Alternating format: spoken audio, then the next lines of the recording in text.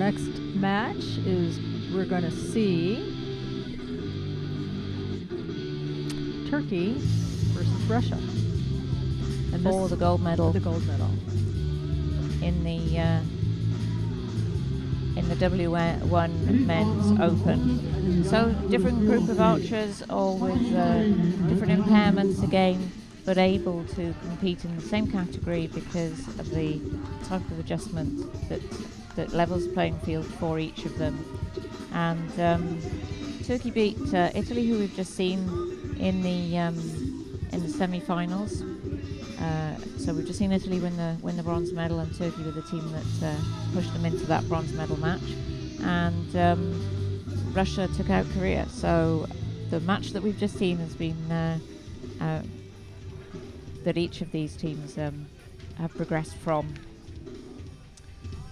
We've got our number 1 and our number 2 seed joining us here. Yeah. Italy qualified came first out of the qualification rounds, and Russia was second out of the qualification rounds. And the qualification rounds are not team formatted. They're actually scores that are just pulled together from the individual qualification scores. So it's the highest scoring, the highest rank. So if your guys were in first, third, and sixth, and they were your 3 highest scoring guys, that's who would make your team, unless there were some exceptional circumstances to change that.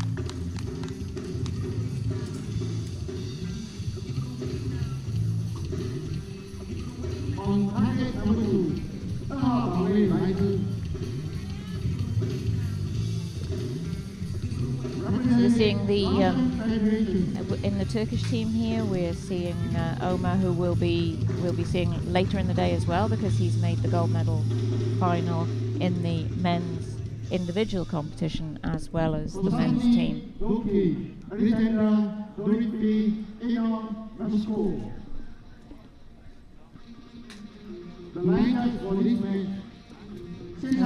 Athletes are being introduced, getting settled on the line. Takes them just a little bit longer. They come with a little bit more equipment to the field, and as Pippa stated earlier this afternoon, wheelchair all the way around. And one of the Turkish team again has an assistant to help him load the bow.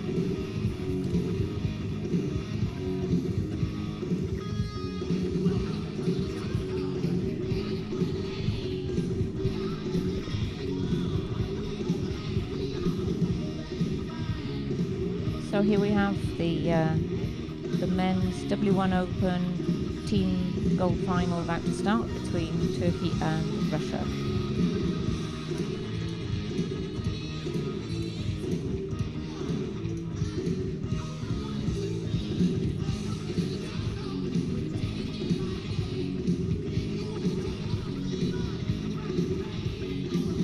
First championships for the young man on the end, who's got the assistant to help him. He's only 25 and he hasn't been shooting terribly long, so it's absolutely fantastic that in his first World Championships he's made the final. That's a trip. It's got to be exciting. Yeah. It's like Turkey's going to start us. Excuse me. It looks like Russia's going to. No, Turkey's going to start us out. It's the choice of the highest ranked team. Yes, and there can be some strategy involved in that, as to choosing whether you start out the match first or you want to finish the match last. Although the not so much recent rules, but rules have changed, in that you get the choice of your position to shoot first or second on the first end of the match. And then after that, it's the team with the lowest cumulative score that starts out the next end. I always think, that if you're the highest ranked, your opponent expects you to go first. So they think they're going to have a little bit more time to get set up. You're ranked first, you get the choice. You're going to choose first.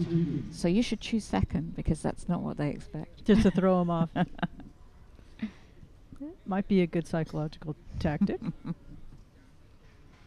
I'm not going to give away my secrets. Oh, okay.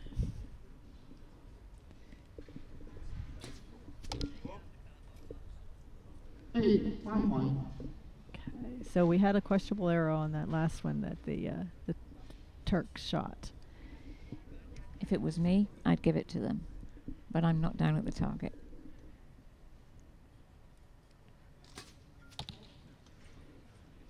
So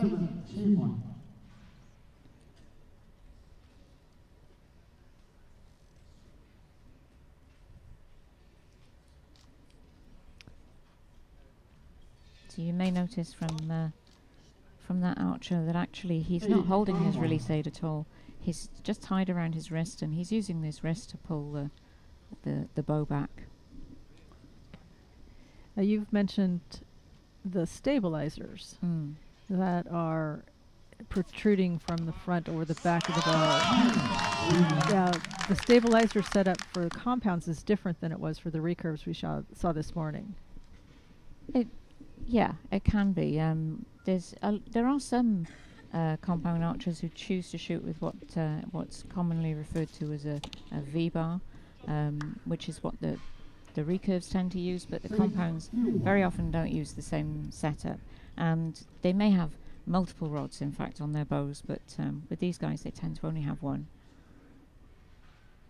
But it's all down to the length of the bow and how much stabilization, that's where the word comes from, the bow requires. So how much the bow wants to tip from side to side, and it really helps you control the aim of it and the way that the bow behaves when it leaves your hand. 51 for an end total for Turkey. That's a nice performance. Yeah, I think Turkey are going to move into a reasonable lead, unless of course we get 2 10s from the Russians. But it's just the first end. And the Russians are on that right-hand target, and again they've got some of those right-hand arrows we saw this morning. It's an interesting phenomenon we've latched onto.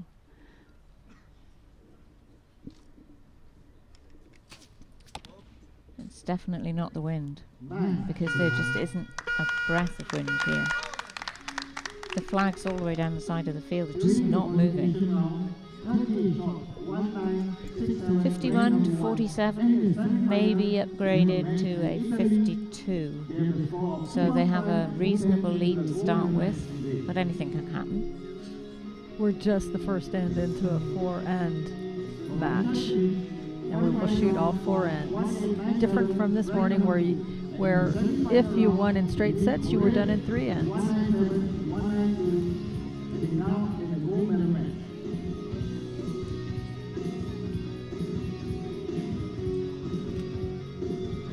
We had over 250 competitors that started out this event. Wow. In Pippa. That's great.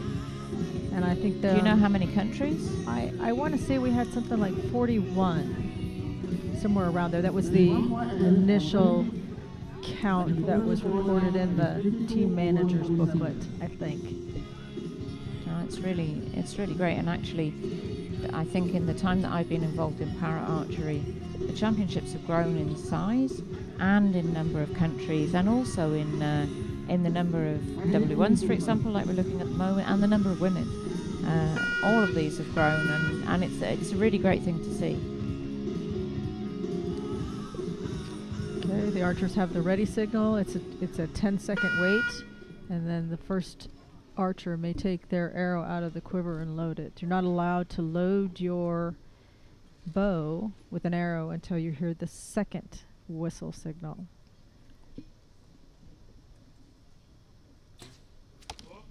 Good shot. Another archer who doesn't hold a release aid in his hand. He just pulls back with a strap around his wrist. What do we see when we're looking at release aids? Do they? So there's a lot of different ones. The guys who pull up on their wrist typically have one of 2 kinds. One with like a finger trigger, which would just be like a lot of regular release aids that you could buy, and they'll have enough function in their hands to be able to operate a simple trigger, but not enough to hold a release aid. All gold start from Russia. Go ahead. Wow. Others where they'll be modified to actually twist the release aid to set it off rather than using fingers because they don't have enough finger function. So there's a whole variety of things. Some of these archers will have strong enough hands to hold a release aid, but even then they'll probably have it tied to them. Make sure that it doesn't go, that they don't let it go. It doesn't go flying off someplace. Yeah. So you can see here that's quite a significant strap in order to help him. And he's just going to pull through. So he's not even pressing the trigger. He's just pulling through, and that's his thumb is on the trigger, and that operates it.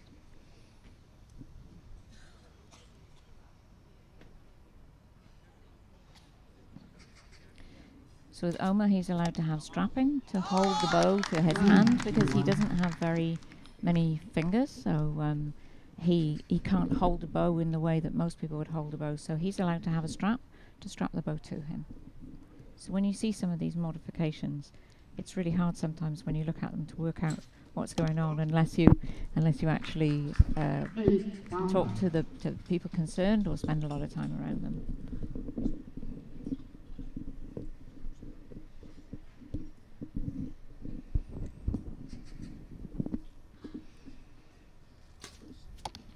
Whoa, nice 10. Very nice 10. They seem to have found their groove. They do.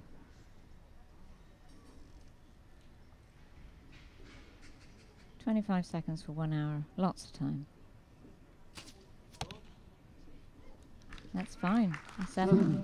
52 end. That's nice.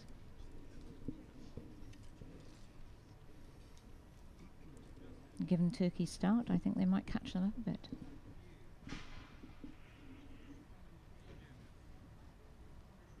It's really hard for these guys when it's very windy. But thankfully today we don't have that. What kind of adjustments does a compound archer have to make in the wind? I mean, other than understanding, you know, how far the arrow is going to move, how do you adjust in the wind? I think there's two ways. You find that there are some people who aim off. I was always trying to adjust your sight as close as possible. If the wind's consistent, it's easy because you can just adjust your sight and aim in the middle. But if it's not consistent, if it's gusty, then you need to watch the flags around the stadium, watch flags on top of the, down behind the target, any kind of visual indicators that you can get to see which way the wind is going. And sometimes it's all about picking your time.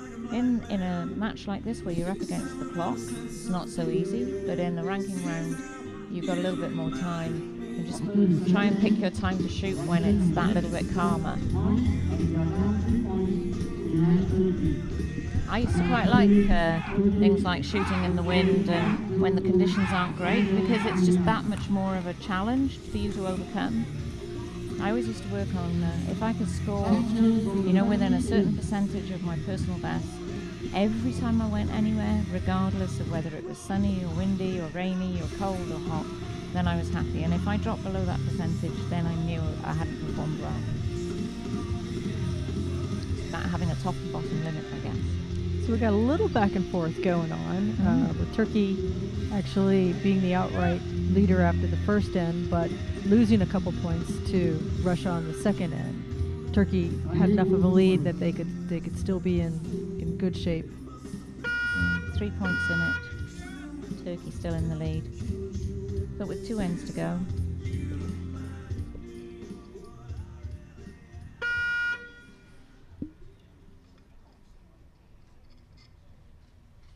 That clock starts quickly, doesn't it? He's barely got his arrow on the bow, and he's three seconds down already. And of course, it takes him longer to load the bow than it would you or I. Mm-hmm. 7-2-1.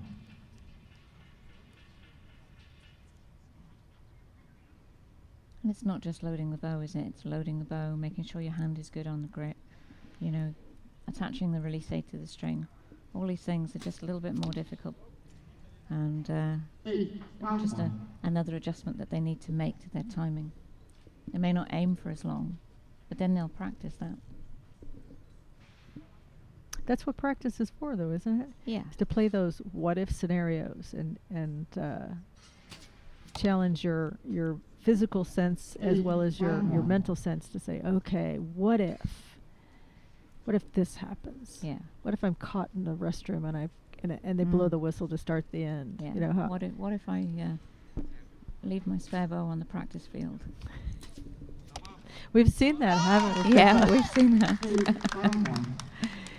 Sometimes it's a long walk over to the practice field or a short run, as the case may be, but you are huffing to get there and back again within the time frame of the end, because there is no stopping once you start a match. There's no equipment failures. There's no wait, my bow broke and I have to go get my backup bow. You've got to have it with you. Yeah. So in a situation like this, if these guys had a problem with a bow and had to go and get a spare one, then the clock would keep running and they would just lose the score of the arrows that they missed.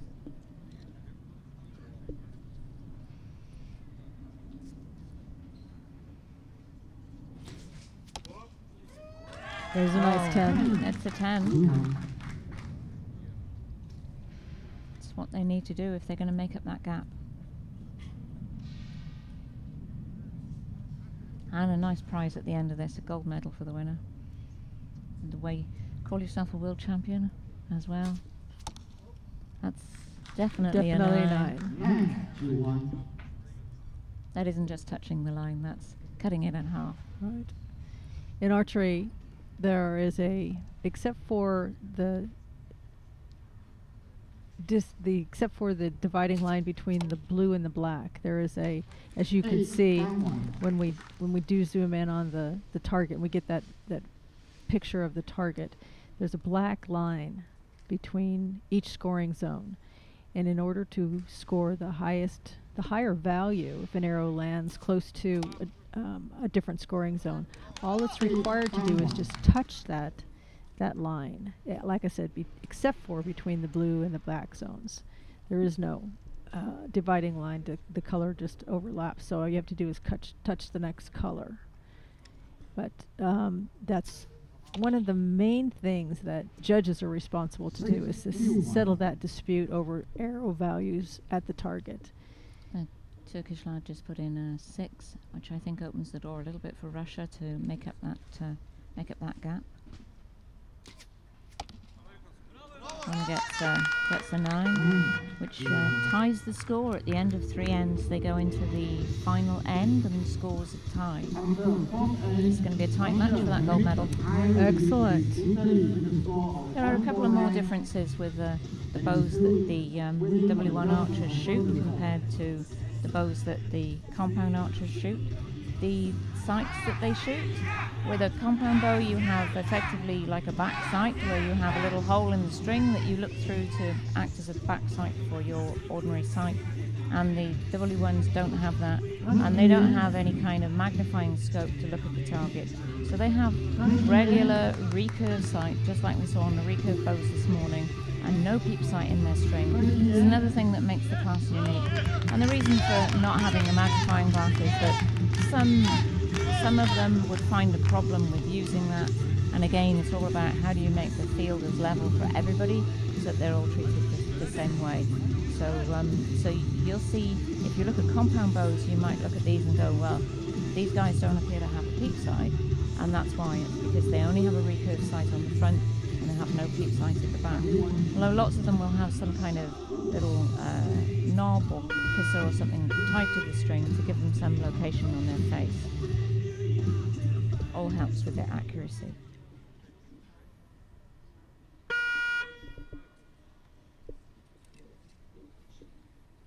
It's just all going to come down to these 6 arrows. It's amazing.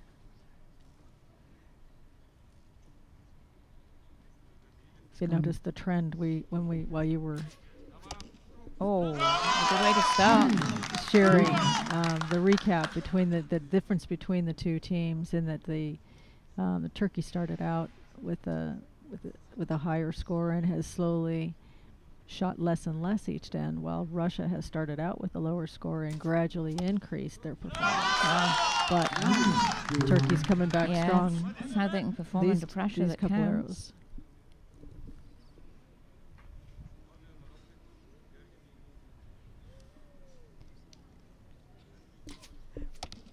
Wow. 10-9-9, that's what they want. What can Russia do in reply? Gonna find out.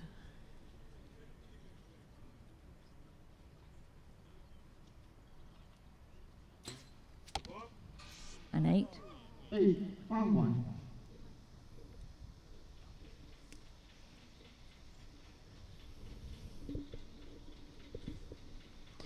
Two 10s will keep the score tied.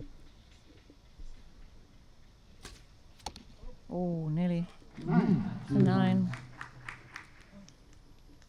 They've been grouping a little bit low.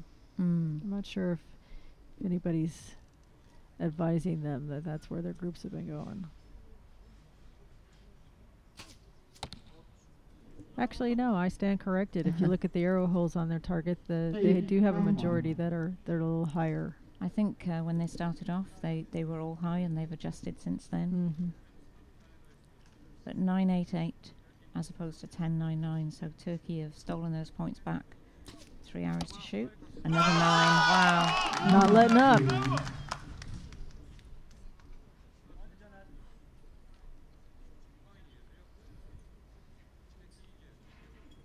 They just have one more each.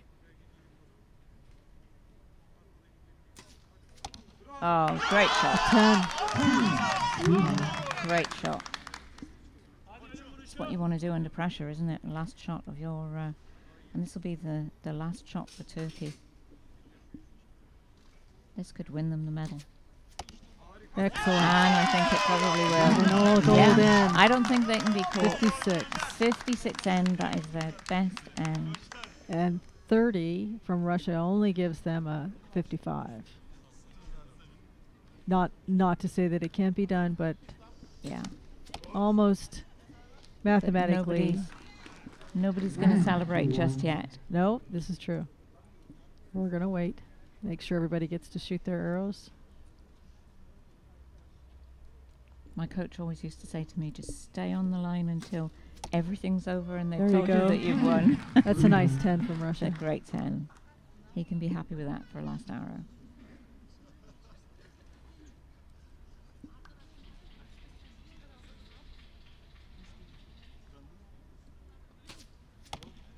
And a 9. Yeah, both teams, I think, both teams really performed well. Wow, Turkish team really happy. Well, there's the tale of how we got there. Look at that. Turkey saved their best for last, didn't they? They really cranked it up on that last They day. did. So, you know, our winner now is Turkey for the gold medal of the W1 team, and Russia get the silver medal. Fellow teammates are happy. Yeah. Well, they really did perform well, and I know they had that little dip in the middle, but to come back, and then both teams have scored over 200, which, you know, for the team round, for the W1s, it's a really, really good score. Anything over 200, I think, is kind of your benchmark for really elite quality. And so it's great to see in a gold medal match. It's really fantastic to see both teams performing to such a high standard. There was nothing more I think Russia could have done. They ended up with a 10 and 2 9s for their last 3 arrows. Exactly the same as Turkey. But just those 3 points in it in the end.